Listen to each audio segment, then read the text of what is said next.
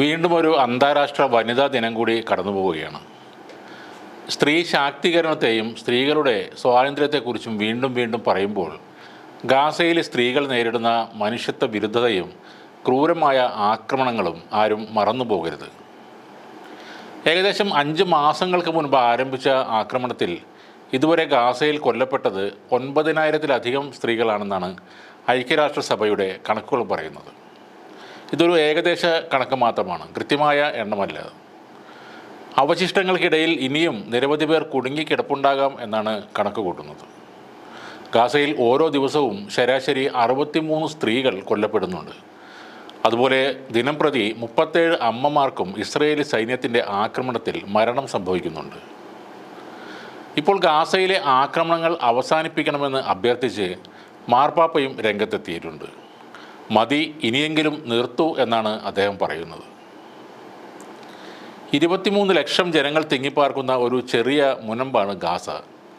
ലോകത്തിലെ ഏറ്റവും വലിയ തുറന്ന ജയിൽ എന്ന വിശേഷണം ഉണ്ടായിരുന്ന ഒരു സ്ഥലം കൂടിയാണത്. ഈ മേഖലയിൽ ആകമാനം ഇസ്രയേൽ നടത്തുന്ന കടന്നാക്രമണം ഒരു ജനതയെ ദുരിതങ്ങളിൽ നിന്ന് ദുരിതങ്ങളിലേക്ക് തള്ളിവിടുകയാണ്. ഗാസയിലെ 23 ലക്ഷം ജനങ്ങൾ കൊടും പട്ടിണിയിലൂടെയാണ് ഇപ്പോൾ കടന്നു പോകുന്നതെന്ന് അന്താരാഷ്ട്ര ഏജൻസികളുടെ റിപ്പോർട്ടുകൾ എല്ലാം തന്നെ പറയുന്നുണ്ട്. അവിടേക്ക് സഹായ വിതരണവുമായി എത്തുന്ന ട്രക്കുകൾ, ഭക്ഷണത്തിനായി കാത്തു നിൽക്കുന്നവർ എന്നുവേണ്ട എല്ലാവരും എല്ലായിടത്തും ഗാസയിൽ ആക്രമിക്കപ്പെടുകയാണ്. ഗാസയിൽ പലയിടങ്ങളിലും അതിരൂക്ഷമായ പട്ടിണിയാണെന്നാണ് റിപ്പോർട്ടുകൾ പറയുന്നത്. ഒരു കുടുംബത്തിലെ ഒരാളെങ്കിലും ഭക്ഷണം ഉപേക്ഷിക്കേണ്ട സ്ഥിതിയാണ് അവിടെയുള്ളത്. ഇതിൽ 95% സാഹചര്യങ്ങളിലും ആ കുടുംബങ്ങളിലെ സ്ത്രീകളാണ് മക്കൾക്ക് വേണ്ടി ആ ഭക്ഷണം ഉപേക്ഷിക്കുന്നത്. 10-ൽ 9 സ്ത്രീകൾക്കും ഭക്ഷണം കണ്ടെത്തുന്ന കാര്യത്തിൽ പ്രതിസന്ധികൾ നേരിടുന്നതായും വാർത്തകൾ പറയുന്നു.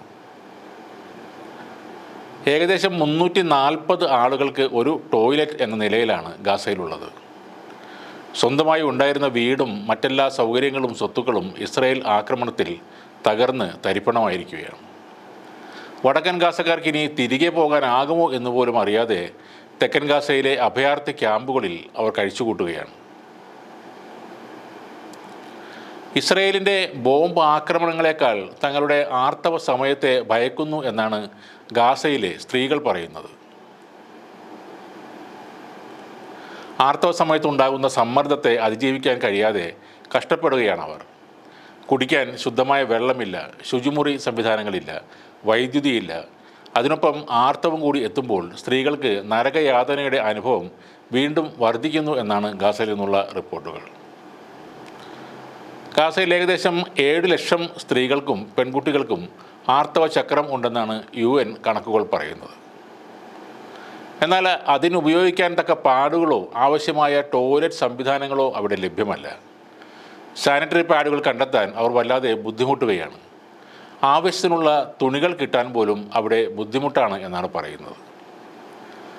ഈ ലോകം അന്താരാഷ്ട്ര വനിതാ ദിനം ആഘോഷിക്കുമ്പോൾ ഗാസയിലെ വനിതകൾ ദുരിതത്തിൻ്റെ നടുവിലാണ് കഴിയുന്നത്.